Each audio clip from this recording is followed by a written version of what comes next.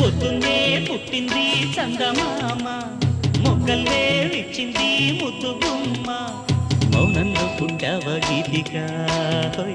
స్నేహంతో మీటవ మెల్లగా తొలి పొద్దంటి అందాలు